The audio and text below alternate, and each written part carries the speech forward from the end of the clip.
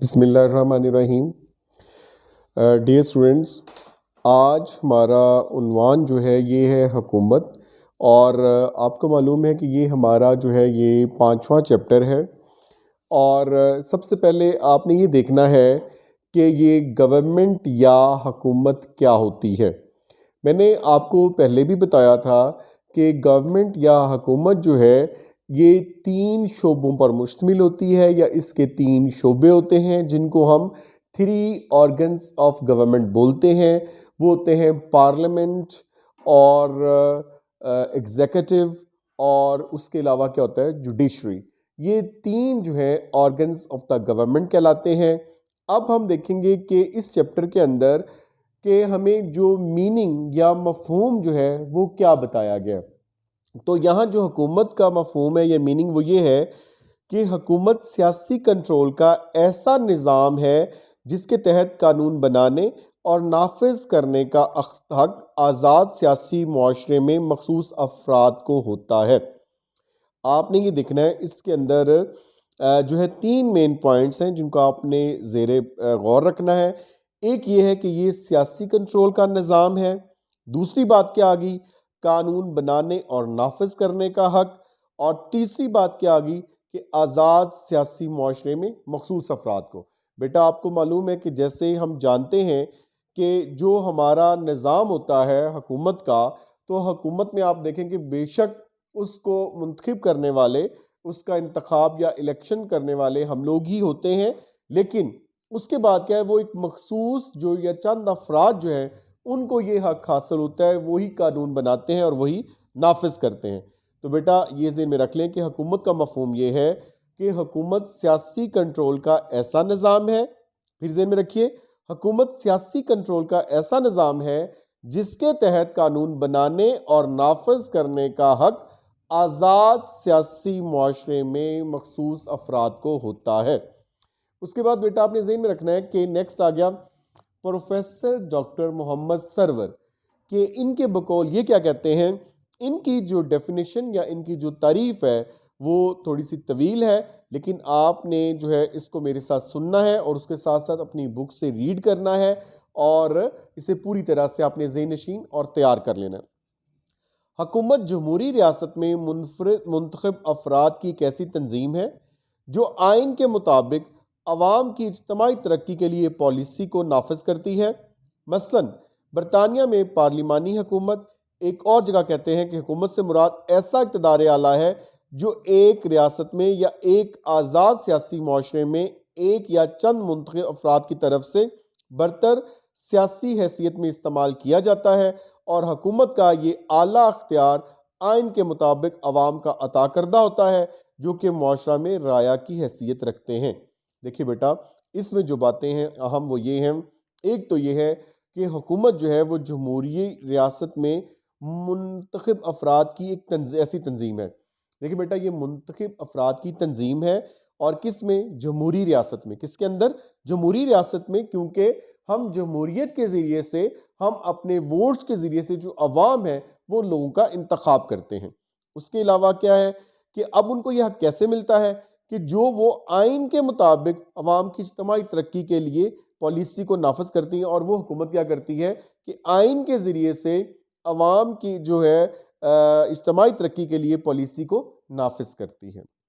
उसके अलावा ये है, बरतानिया में आप देखते हैं कि जैसे वहाँ पर पार्लिमानी निज़ाम हुकूमत है। मैंने आपको पहले बता दिया था कि पार्लिमानी निज़ाम हुकूमत में सरबराह पार्लियामेंट होती है, और पार्लियामेंट या का जो है मतलब उसका जो सरबराह है वो वज़ीर आज़म होता है।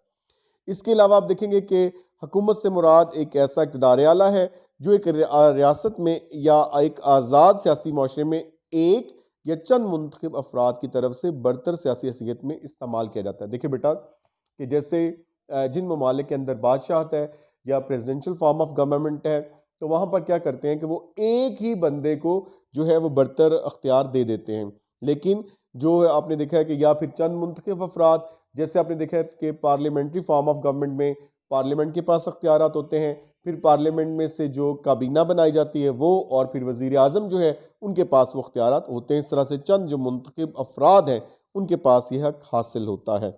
और उसके बाद क्या आ गया कि हुकूमत का ये आला अख्तियार जो है ये आइन के मुताबिक अवाम को अता करदा होता है, जो कि मुआशरा में राया की हैसियत रखते हैं।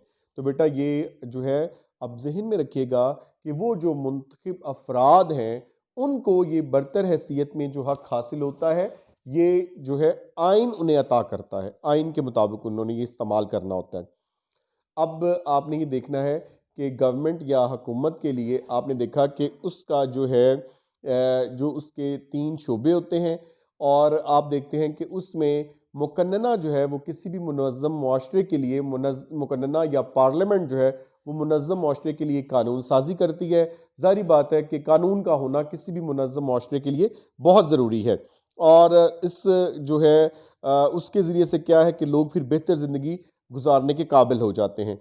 इंतज़ामिया जो है वो उन कवानीन को नाफिज करती है, और उसके लिए फिर क्या होता है कि लोग जो है वो पुरअमन पुरसकून और ज़हनी और रूहानी जिस्मानी खुशी उनको हासिल होती है। क्योंकि अगर किसी भी मुआशरे के अंदर, किसी रियासत के अंदर अगर कवानीन का नफाज बेहतर है, तो वो मुआशरा जो है वो मुनज़्ज़म और वो बेहतर मुआशरा होता है। उसके बाद जो है तीसरे नंबर पर आ जाती है अदलिया। और अदलिया का काम क्या होता है कि अदलिया जो है ये जो है मुआशरे के अंदर जो है वो इंसाफ की फराहमी उसको यकीनी बनाती है। तो इस तरह से क्या होता है कि फ़र्द की तामीर सीरत, माशरती अदल का क़याम, अवाम के मुआशी तहफ़्फ़ुज़ और फ़लाह व बहबूद, ये सारे मकासद जो है वो हासिल होते हैं।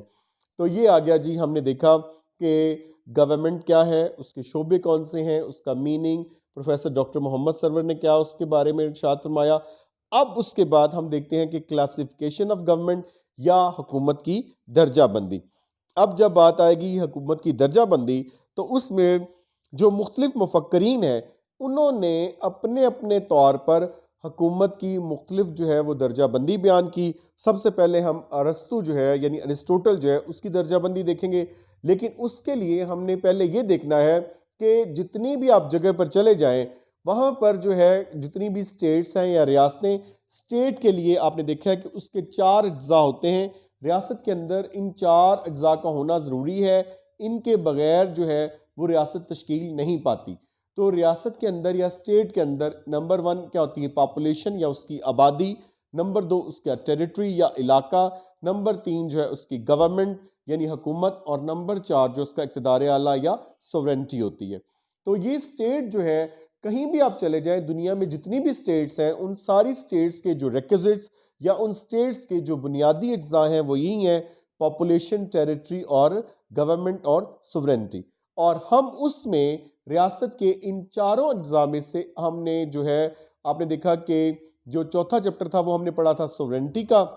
अब 5वां चैप्टर जो है हम हुकूमत का पढ़ रहे हैं। तो अब हम देखेंगे सबसे पहली जो तकसीम जो है वो है अरस्तु की या अरिस्टोटल्स जो है क्या उसकी क्लासिफिकेशन जो है, यानी अरिस्टोटल्स क्लासिफिकेशन, जिससे मुराद ये है कि अरस्तु की जो है वो दर्जाबंदी हुकूमत की दर्जाबंदी जो अरस्तु ने की है, यानी अरस्तु की हुकूमत की दर्जाबंदी।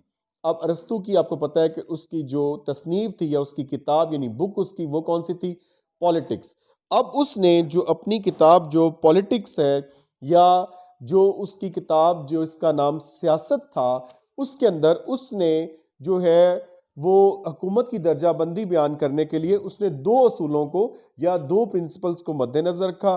वो ये थे, नंबर 1 जो है वो आ गया नंबर ऑफ रूलर्स, नंबर 2 आ गया एम ऑफ रूल। तो इसमें आप देखिए बेटा कि one thing, the number of rulers means कि कितने हुक्मरान यानी हुक्मरानों की तादाद क्या है, और एम ऑफ रूल या एम ऑफ गवर्नमेंट क्या है उनका, एम टू गवर्न, कि वो हुक्मरानी के लिए क्या मकसद या क्या एम रखते हैं। तो इसके लिहाज से उसने जो है देखिए कि उसने जो है वो हमें जो तादाद के लिहाज से 3 लेवल्स बताए थे, 3 सतह पर उसने बात की। उन्होंने कहा था देखें कि अगर हुक्मरान की तादाद 1 है, हुक्मरानों की तादाद चंद है और हुक्मरानों की तादाद ज़्यादा सारी नहीं, अगर ज़्यादा लोगों की हुकूमत है, तो आगे उसने मकसद के लिहाज से एक राइट फॉर्म दिया, यानी सही मकसद या सही शक्ल, और एक उसकी रॉन्ग फॉर्म या उसकी गुमराह कुन शक्ल जो है वो उसने बताई थी। अब आप ये देख लीजिए कि उसने जो है एक तो ये बताया गवर्नमेंट ऑफ वन इंडिविजुअल, लेकिन बेटा ये हमेशा ज़हन में रखना है कि ये तकसीम जो है ये अरस्तू की है। बाज़ औक़ात हम ये देखते हैं कि जैसे आजकल के दौर में या जदीद दौर में जो डेमोक्रेसी है या जो जमहूरियत है वो बेहतरीन शक्ल गिनी जाती है, लेकिन इसने उसे बदतरीन शक्ल करार दिया। तो अब इसमें क्या है कि ज़ाहिर बात है, ये हर बंदे की अपनी अप्रोच है। ये जो है अरस्तू के मुताबिक है। बाकी हम आगे मुख्तलिफ जो है आगे हम मॉन्टेस्क देखेंगे, मेरियट्स की देखेंगे और डॉक्टर लीकॉक जो है उनकी आप देखेंगे क्लासिफिकेशन। लेकिन ये हम डिस्कस कर रहे हैं किसकी, अरिस्टोटल्स क्लासिफिकेशन, यानी अरिस्टोटल की जो क्लासिफिकेशन है उसके मुताबिक क्या है। उसने ये कहा था कि नंबर ऑफ रूलर्स यानी गवर्नमेंट ऑफ वन इंडिविजुअल, अगर वो एक फ़र्द की हुकूमत है और वो अवाम की बेहतरी या अच्छाई के लिए काम करता है तो इसको मोनार्की बोलेंगे या बादशाहत बोलेंगे।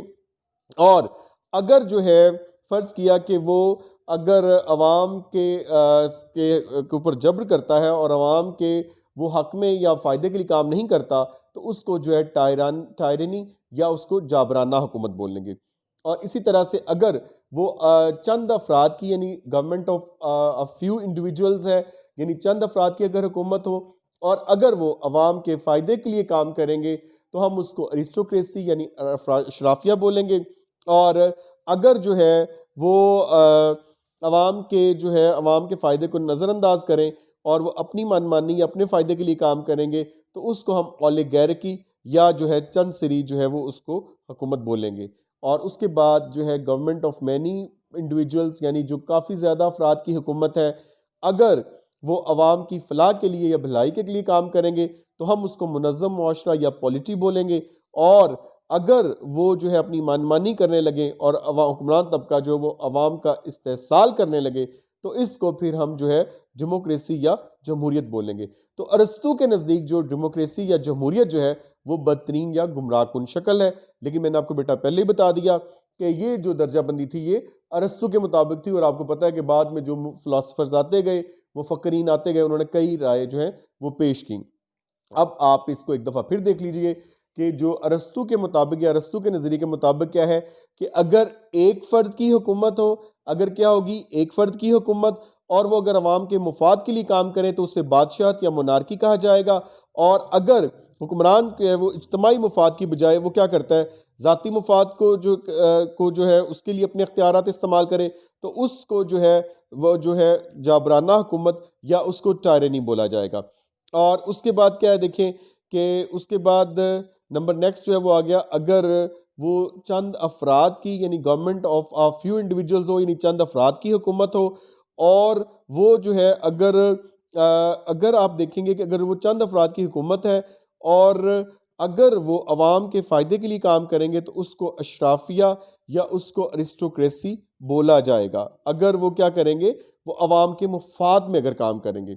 और अगर वो खुद गर्ज हो जाएं और अपनी मनमानी करने लगें तो उसको ओलिगार्की या उसको जो है हम चंद सिरी जो है वो बोलेंगे।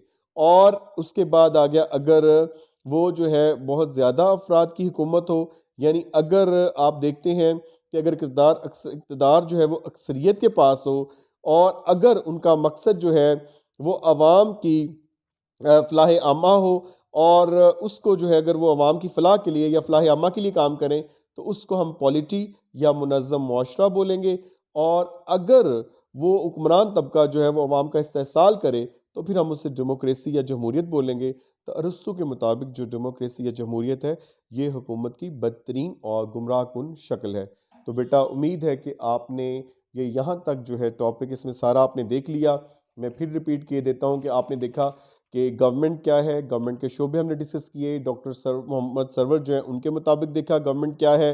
फिर उसके बाद हमने जो है क्लासिफिकेशन ऑफ गवर्नमेंट या हुकूमत की दर्जाबंदी देखी और उस दर्जाबंदी में आपने देखा कि हमने ये पढ़ा कि स्टेट जो है वो ये वही 4 अज्जा पर मुश्तमिल है, पॉपुलेशन, टेरिटरी, गवर्नमेंट और सॉवरेनिटी। और उसमें गवर्नमेंट की आगे हमने जो है दर्जाबंदी देखी और उस दर्जाबंदी में हमने नंबर 1 पे जो था वो अरिस्टोटल की दर्जाबंदी या उसकी क्लासिफिकेशन देखी। और आगे फिर आपने वो उसके सारे उसका मकसद और तादाद के लिहाज से उसने नंबर ऑफ़ रूलर्स और एम ऑफ़ रूल उसके मुताबिक जो उसने उसे डिस्कस किया।